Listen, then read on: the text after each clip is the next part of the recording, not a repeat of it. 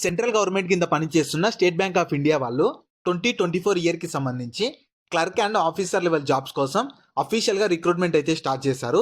ఈ జాబ్స్కి మీకు ఎలాంటి ఎగ్జామ్ కండక్ట్ చేయకుండా, ఎలాంటి ఎక్స్పీరియన్స్ కూడా అవసరం లేకుండా జస్ట్ సర్టిఫికేట్స్ని చూసి మీకు జాబ్ అయితే సెలెక్షన్ చేశారు. అండ్ సెలెక్టెడ్ క్యాండిడేట్స్కి స్టార్టింగ్లోనే మీకు మంత్లీ అన్ని అలవెన్సెస్ కలుపుకొని 60,000 వరకు శాలరీ అయితే పొందొచ్చు. ఇది మీకు పర్మనెంట్ జాబ్స్ అయితే ఉంటుంది.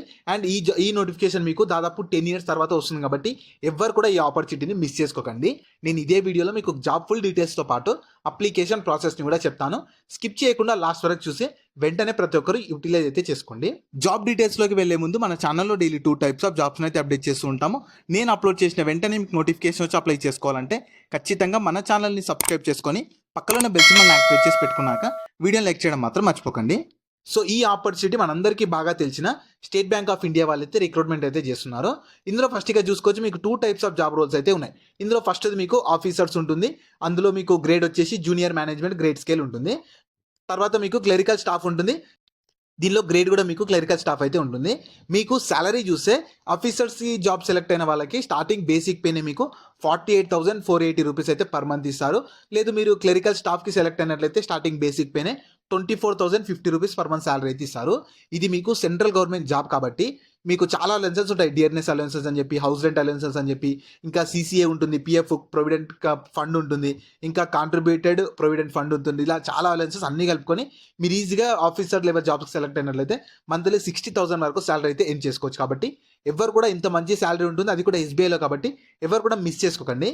సో మీకు ఏమేమి ఉంటాయంటే టోటల్ వేకెన్సీస్ ఎన్ని ఉన్నాయంటే ఆఫీసర్స్ దాంట్లో టోటల్ 17 వేకెన్సీస్ ఉన్నాయి. క్లరికల్ దాంట్లో అయితే మీకు టోటల్ 51 వేకెన్సీ అయితే ఉన్నాయి. క్వాలిఫికేషన్ ఏముండాలంటే ఆఫీసర్స్ దానికైనా సరే, క్లరికల్ దానికైనా సరే any graduation in any discipline, అంటే మీరు డిగ్రీ చేసినా, బీటెక్ చేసినా, బీ ఫార్మసీ చేసిన వాళ్ళు ప్రతి ఒక్కరు ఎలిజిబుల్ అయితే ఉంటారు. మీకు క్వాలిఫికేషన్కి కట్ ఆఫ్ డేట్ వచ్చేసి 1 ఏప్రిల్ 2024 అయితే ఉంటుంది. అంటే ఆ డేట్ లోపు మీరు ఖచ్చితంగా మీ క్వాలిఫికేషన్ని కంప్లీట్ చేసుకొని ఉండాలి. సో మీకు స్పోర్ట్స్ క్వాలిఫికేషన్ అయితే ఉండాలి. చెప్తాను ఆ స్పోర్ట్స్ క్వాలిఫికేషన్ ఏమి ఉండాలో అవి కూడా చెప్తాను, స్కిప్ చేయకుండా చూడండి. సో మీకు ఏజ్ లిమిట్ చూస్తే సేమ్ 1 ఏప్రిల్ 2024 కల్లా ఆఫీసర్ లెవెల్ జాబ్స్కి అయితే మినిమం 21 ఇయర్స్ ఏజ్ అయితే ఉండాలి. మ్యాక్సిమం ఏజ్ జనరల్ వాళ్ళకి 30 ఇయర్స్ ఉన్నా కూడా ఎలిజిబుల్ అయితే ఉంటారు. లేదు క్లరికల్ దానికైతేనేమో మినిమం 20 ఇయర్స్ ఏజ్ ఉండాలి. మ్యాక్సిమం ఏజ్ జనరల్ వాళ్ళకి 28 ఇయర్స్ ఏజ్ ఉన్న వాళ్ళు కూడా ఎలిజిబుల్ అయితే ఉంటారు. సో మీకు ఏజ్ రిలాక్సేషన్ అయితే ఉంటుంది. ఎస్సీ ఎస్టీ వాళ్ళకు ఒక 5 ఇయర్స్ ఏజ్ రిలాక్సేషన్ ఉంటుంది. లేదు మీరు స్పోర్ట్స్ పర్సన్ అయితేనేమో మీకు 10 ఇయర్స్ అలా మీకు ఏజ్ రిలాక్సేషన్ అయితే ప్రొవైడ్ చేస్తున్నారు. సో ఇది మీకు స్పోర్ట్స్ కోటా కింద రిక్రూట్మెంట్ చేస్తున్నారు కాబట్టి మీకు ఖచ్చితంగా మీకు క్వాలిఫికేషన్తో పాటు ఇక్కడ ఇచ్చిన ఒక 8 స్పోర్ట్స్లో ఏదో ఒక స్పోర్ట్స్ సర్టిఫికేట్ అయితే మీ దగ్గర ఉండాలి. సో అది నేషనల్ ఇంటర్నేషనల్ అనేది చెప్తాను, అది నెక్స్ట్ చెప్తాను, స్కిప్ చేయకుండా చూడండి.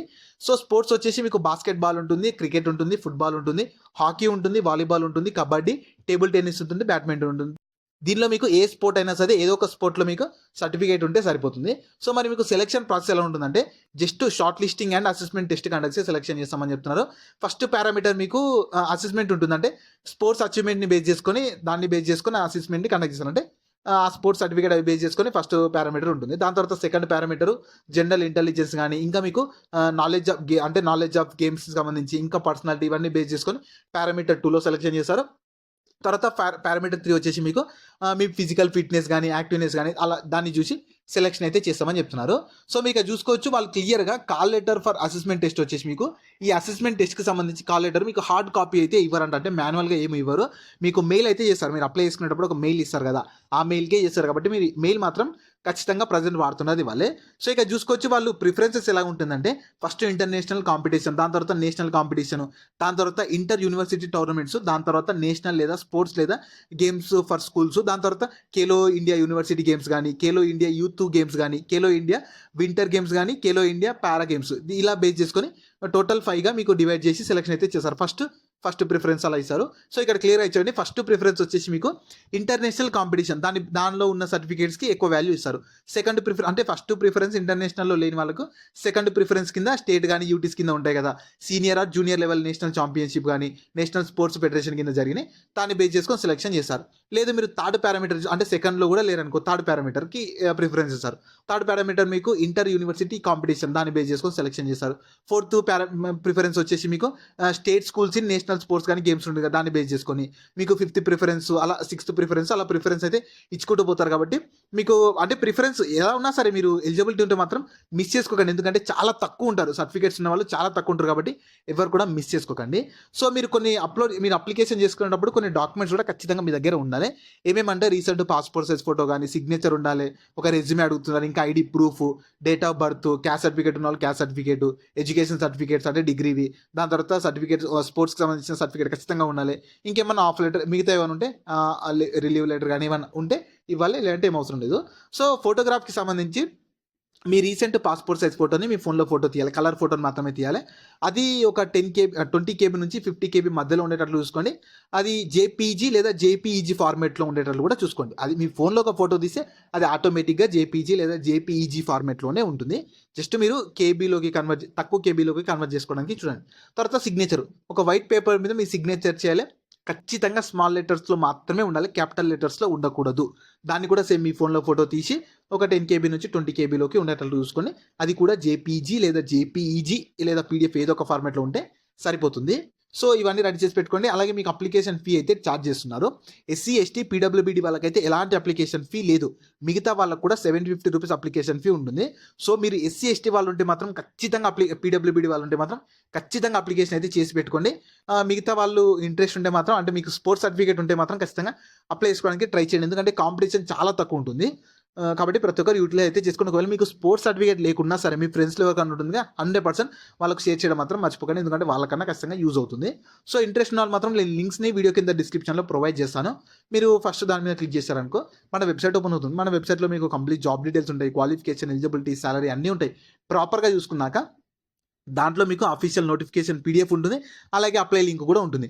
నోటిఫికేషన్ PDF కావాలంటే దాని మీద డౌన్లోడ్ చేసుకుంటే మీకు అన్ని వేకెన్సీస్ అవన్నీ ఉంటాయి, క్లియర్గా చూసుకోండి. లేదు మీరు డైరెక్ట్ అప్లై చేసుకోవాలంటే అప్లై లింక్ అని కూడా ఉంటుంది. అప్లై లింక్ మీద క్లిక్ చేస్తే మీకు ఇలా స్క్రీన్ మీద అనిపిస్తున్నట్లయితే ఓపెన్ అవుతుంది. సో ఇందులో ఇంపార్టెంట్ డేట్ చూడండి. అప్లికేషన్ ఆల్రెడీ స్టార్ట్ అయింది, 24th జూలై నుంచి అప్లికేషన్ స్టార్ట్ అయింది. అప్లై చేసుకోవడానికి లాస్ట్ డేట్ వచ్చేసి మీకు 14th ఆగస్ట్ వరకు మీరు ఆన్లైన్లోనే అప్లై చేసుకోవాలి. మీరు ఎక్కడో స్కిప్ చేయక నేను ఇందులోనే అప్లికేషన్ ప్రాసెస్ కూడా చెప్తున్నాను. సో ఇందులో మీకు ఆల్రెడీ అకౌంట్ ఉందనుకో, direct login if already register మీద క్లిక్ చేసి అప్లై చేసుకోవచ్చు. లేదు మీకు అకౌంట్ లేకున్నా సరే నేను టిక్ చేశాను కదా, క్లిక్ ఫర్ న్యూ రిజిస్ట్రేషన్ అని చెప్పి దాని మీద క్లిక్ చేయండి. తర్వాత ఇంటర్ఫేస్ ఓపెన్ అవుతుంది. ఇందులో టోటల్ మీకు 6 స్టెప్స్ అయితే ఉంటాయి. ఫస్ట్ బేసిక్ ఇన్ఫర్మేషన్ ఇవ్వాలి. ఫస్ట్ మీ మెయిన్గా స్టార్ మార్క్ ఉంటే ఇంపార్టెంట్ చూసుకోండి. సో ఫస్ట్ మీ ఫస్ట్ నేమ్, దాని తర్వాత ఫస్ట్ నేమ్ని కన్ఫర్మ్ చేసుకోవాలి. తర్వాత మిడిల్ నేమ్ని కన్ఫర్మేషన్, లాస్ట్ నేమ్ని కన్ఫర్మేషన్. స్టార్ మార్క్ లేదు కాబట్టి ఇంపార్టెంట్ కాదు, కానీ మీ నేమ్ మాత్రం యాజ్ ఇట్ ఈస్ మీ 10th క్లాస్ సర్టిఫికేట్లో ఎలా ఉంటుందో అలానే ఇవ్వాలి. తర్వాత మీ మదర్స్ ఫుల్ నేమ్ ఇవ్వాలి, మొబైల్ నెంబర్ ఇవ్వాలి, మొబైల్ నెంబర్ని కన్ఫర్మ్ చేసుకోవాలి. ప్రజెంట్ వాడుతున్నది ఇవ్వాలి, ఖచ్చితంగా ప్రజెంట్ వాడుతున్నది ఇవ్వాలి మొబైల్ నెంబర్. తర్వాత ఈమెయిల్ ఐడి మాత్రం 100% ప్రజెంట్ వాడుతున్నది ఇవ్వండి. ఎందుకంటే అసెస్మెంట్కి సంబంధించి వాళ్ళు మీకు మెయిల్ చేస్తామని చెప్పి క్లియర్గా నోటిఫికేషన్లో ఇచ్చారు. కాబట్టి ప్రజెంట్ వాడుతున్న మెయిల్ ఇవ్వాలి అండ్ ఎవ్రీడే మీ మెయిల్ని చెక్ చేస్తూ ఉండాలి. తర్వాత సెక్యూరిటీ కోడ్ వస్తుంది, ఆ సెక్యూరిటీ కోడ్ని ప్రాపర్గా చూసుకొని ఆ బాక్స్లో ఎంటర్ చేసి రిజిస్టర్ మీద క్లిక్ చేస్తే మీ రిజిస్ట్రేషన్ కంప్లీట్ అయిపోతుంది. సో మీరు డైరెక్ట్ ఇక్కడ మళ్ళీ మీ డీటెయిల్స్ అడుగుతుంది, క్వాలిఫికేషన్ అడుగుతుంది, అప్లోడ్స్ అంటే చెప్పాను కదా డాక్యుమెంట్స్ కొన్ని అవన్నీ రెడీ చేసి పెట్టుకోండి, అవి అడుగుతుంది. ఒక్కసారి మొత్తం ప్రివ్యూ చేసుకొని పేమెంట్ చేస్తే కంప్లీట్ అయిపోతుంది. పేమెంట్ నేను మళ్ళీ చెప్తున్నాను, SC ST PWBD వాళ్ళకి ఎలాంటి అప్లికేషన్ ఫీ లేదు. మిగతా వాళ్ళకి ఒక 750 రూపీస్ ఉంటుంది. కాబట్టి ఇంట్రెస్ట్ ఉండి స్పోర్ట్స్ సర్టిఫికేట్ ఉన్న వాళ్ళు మాత్రం మిస్ చేసుకోండి, ఎందుకంటే కాంపిటీషన్ మాత్రం చాలా తక్కువ ఉంటుంది. 10 years తర్వాత ఈ నోటిఫికేషన్ వచ్చింది కాబట్టి చాలా మంచి ఆపర్చునిటీ, ఖచ్చితంగా యూటిలైజ్ అయితే చేసుకోండి. ఈ ఆపర్చునిటీ SBI వాళ్ళైతే స్పోర్ట్స్ పర్సన్స్ కోసం అయితే రిక్రూట్మెంట్ అయితే స్టార్ట్ చేశారు 2024 and 25 yearsకి సంబంధించి. సో అప్లికేషన్ డేట్స్ క్లియర్గా చూసుకోండి. 24 జూలై నుంచి 14th ఆగస్ట్ వరకు మీరు ఆన్లైన్లో అప్లై చేసుకోవాలి. సో స్పోర్ట్స్ అయితే బాస్కెట్ బాల్ ఉంటుంది, క్రికెట్ ఉంటుంది, football, hockey, volleyball, kabaddi, table tennis, badminton. దీనిలో మీకు సర్టిఫికేట్ ఉంటే మాత్రం ప్రతి ఒక్కరు యూటిలైజ్ అయితే చేసుకోండి. నేను లింక్స్ని అయితే వీడియో కింద డిస్క్రిప్షన్లో ప్రొవైడ్ చేస్తాను, వెంటనే అక్కడ నుంచి యాక్సెస్ చేసుకోండి. అలాగే మీ ఫ్రెండ్స్ అందరూ కూడా షేర్ చేయడం మాత్రం మర్చిపోకండి. మీకు ఇంకా జాబ్ గురించి ఏమైనా డౌట్స్ ఉంటే కింద కామెంట్స్లో అడగండి. మన ఛానల్ని ఇంకెవరైనా సబ్స్క్రైబ్ చేసుకోకపోతే సబ్స్క్రైబ్ చేసుకొని పక్కన బెల్ సింబల్ యాక్టివేట్ చేసి పెట్టుకున్నాక వీడియోని లైక్ చేయడం మాత్రం మర్చిపోకండి.